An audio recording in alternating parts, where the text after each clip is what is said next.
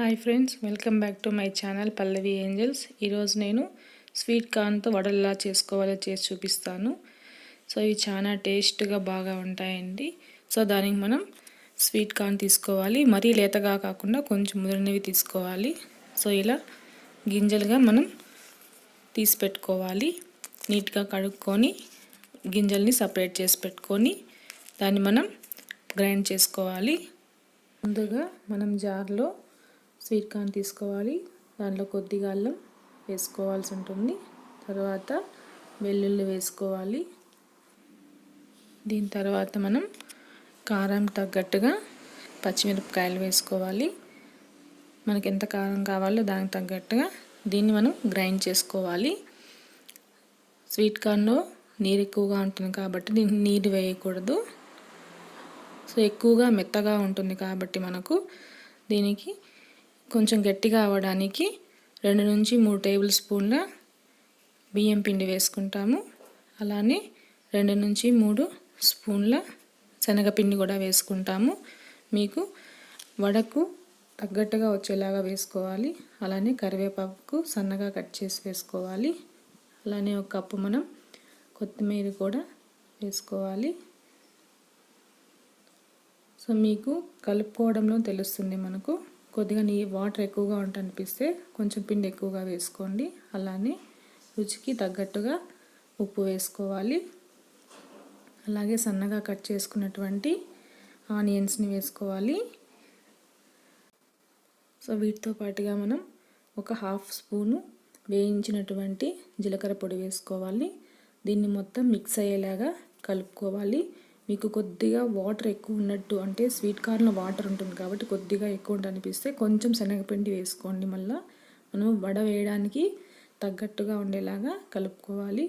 కొద్దిగా pepper powder మిరియాల పొడి వేసుకోవాలి. ఎందుకంటే ఘాటుగా ఉండాలి. ఎందుకంటే స్వీట్ కార్న్ అనేది మనకు తీయగా ఉంటుంది కాబట్టి కొంచెం ఘాటుగా ఉండడానికి మిరియాల పొడి వేసుకొని బాగా కలుపుకోవాలి. సో చూడండి, కలుపుకున్నాక ఇలా వడ వేయడానికి తగ్గట్టుగా ఉండాలి మనకు పిండి అనేది. ఇప్పుడు బాణీలు స్టవ్ పైన పెట్టి వేడి అయిన తర్వాత దాంట్లో మనం ఫ్రైకి సరిపడా ఆయిల్ని వేసుకోవాలి. సో ఈ స్వీట్ కార్న్ అనేది తీయగా ఉంటుంది కాబట్టి దానికి తగ్గట్టుగా మనం కొద్దిగా మిరియాల పొడి వేయడం వల్ల ఘాటు అనేది వస్తుంది. కొంచెం తీయగా ఘాటుగా ఉంటుంది మనకు. సో మామూలుగా మనం వడలు ఎలా వేస్తామో అలా మీడియం ఫ్లేమ్లోనే వేసుకోవాలి. హై ఫ్లేమ్లో వేయడం వల్ల త్వరగా బ్రౌన్ కలర్కి మారిపోయి లోపల మనకు ఉడకదన్నమాట. కాబట్టి మీడియం ఫ్లేమ్లోనే మనం ఈ వడలు అనేది వేసుకోవాలి. చూడండి, ఇలా బ్రౌన్ కలర్కి మారుతుందన్నమాట. సో అలా బ్రౌన్ కలర్కి మారిన తర్వాత మనం దాన్ని తిప్పుకోవాలి. సో ఇలా ఫ్రై అయ్యేంత వరకు మనం మీడియం ఫ్లేమ్లోనే ఫ్రై చేసుకోవాల్సి ఉంటుంది. హై ఫ్లేమ్లో పెడితే మనకు అవి మాడిపోతాయి కాబట్టి మీడియం ఫ్లేమ్లో వేసుకొని ఫ్రై చేసుకోవాలి. సో చూడండి ఇలాగా. సో ఇవి మీరు ఏదైనా పచ్చళ్ళలో అయినా తినచ్చు, లేదంటే నాన్ వెజ్లో కూడా మనం ఈ వడల్ని తినవచ్చు మనకు. సో చిన్నపిల్లలు ఇష్టంగా తింటారు. కొద్దిగా కారంగా కొద్దిగా ఘాటుగా ఉండటం వల్ల బాగుంటుంది తినడానికి. నా ఛానల్ ఇంకా సబ్స్క్రైబ్ చేసుకోండి. లైక్ చేయండి, షేర్ చేయండి. పక్కన బెల్ ఐకాన్ని క్లిక్ చేయండి. నేను చేసే వీడియోస్ మీకు నోటిఫికేషన్ ద్వారా మీకు వస్తాయి. సో ఈ విధంగా మొత్తం పిండిని మనం వడలు వేసుకొని ఫ్రై చేసుకోవాలి.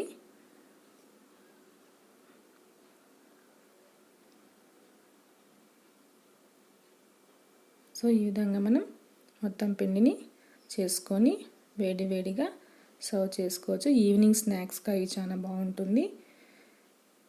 సో స్వీట్ కార్న్ గింజలు తినని వాళ్ళ పిల్లలకి ఇలా చేసి పెడితే బాగా తింటారండి. మీరు ట్రై చేయండి.